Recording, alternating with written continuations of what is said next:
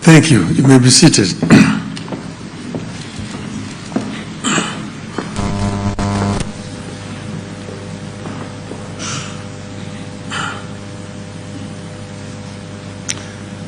Your Excellencies,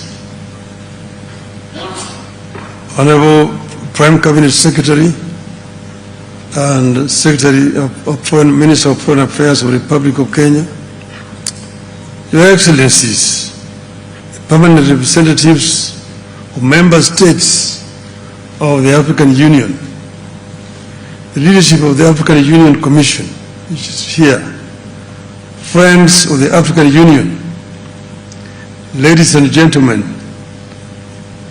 good evening. Assalamu alaikum. Mes amis, bonsoir. Hamjambo. I am very delighted to see such a big audience here in Addis this evening. And I'm so happy to have been introduced by two very prominent African ladies here. It shows the women power of Africa.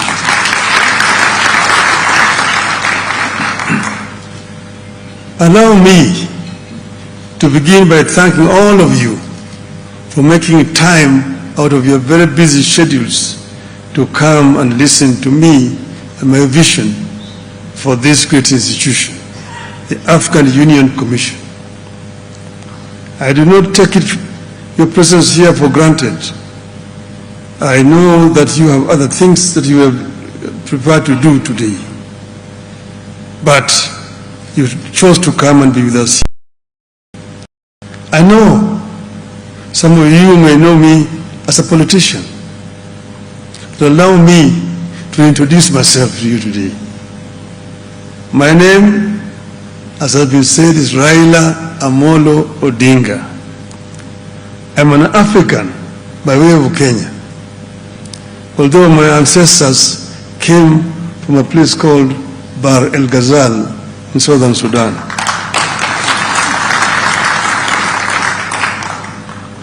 I am a mechanical engineer by training, a businessman, a former prime minister, a grandfather of 5, a father of 4, a husband of 1,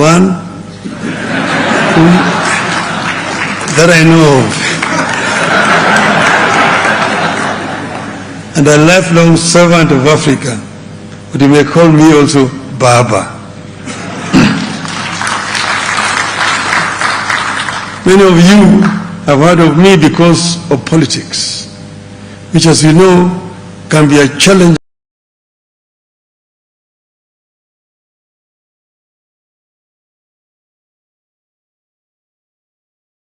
Steadfast and uncompromising in my belief about an African unity. I was born into the spirit of Pan-Africanism as the son of a pioneering leader, Jalango and under his tutelage and guidance, I was exposed to the rich tapestry of Africa of exceptional leaders. I have witnessed both the continent's greatest aspirations and its most challenging trials. I have experienced the vision and dedication of the founding fathers like Nnamdi Azikiwe, Kwame Nkrumah, Julius Nyerere, Ahmed Sékou Touré, Gamal Abdel Nasser, Ahmed Ben Bella, and recently, Nelson Mandela. I have also lived through the collapse of that grand vision and have an occasion to watch as the world rapidly transformed, while back at home, we are developing at a slower pace. Thankfully, the vision of the modern AU as we know it. It was brought back to life by Presidents Mutembei, Museveni Basanju, Abdullahi Wade, and Abdulaziz Bouteflika. We thank them for their contributions. Indeed, Africa has given all of us the tools to succeed, which is why I'm determined to give back to Africa. And we're meeting here today in Addis Ababa. Addis Ababa is not the head seat of AU by accident.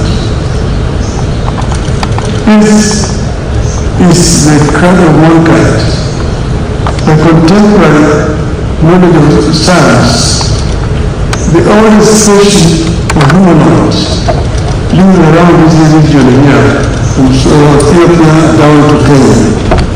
So here you are back home. And they say that Adam, for the first human being, was an African.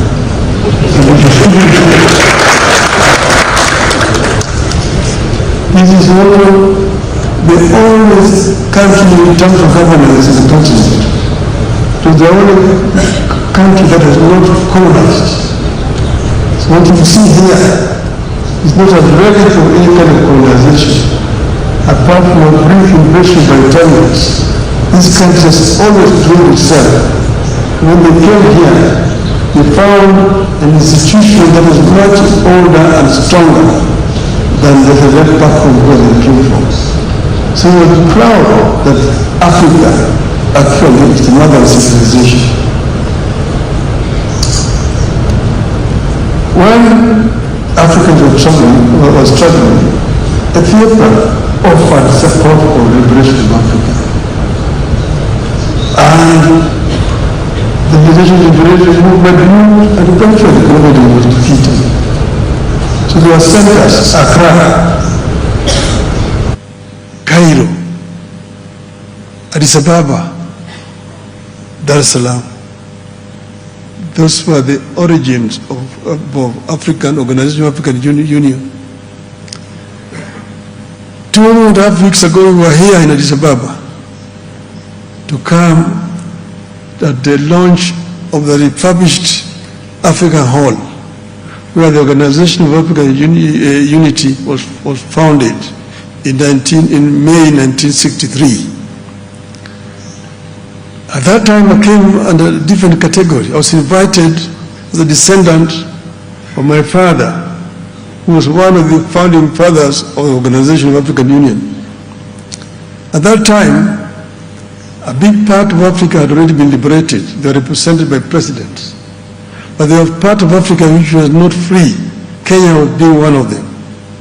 Kenya, Zimbabwe, Zambia, then Rhodesia, Mozambique, Swaziland, now Eswatini, South Africa, Basuto land then, now Lesotho, Botswana land then, now Botswana, Southwest Africa, now Namibia, Equatorial Guinea, Guinea-Bissau, Sao Tome and Principe, and Cape Verde. So, in that congregation of the African leaders, presidents, the two people who spoke on behalf of the liberation movements, and that was Nelson Mandela and Jaramogi Oginga Odinga. So now we were invited as the descendants of the founding fathers to witness the opening of that hall. That is why I was here last time. Now, my extensive travels across the length and breadth of Africa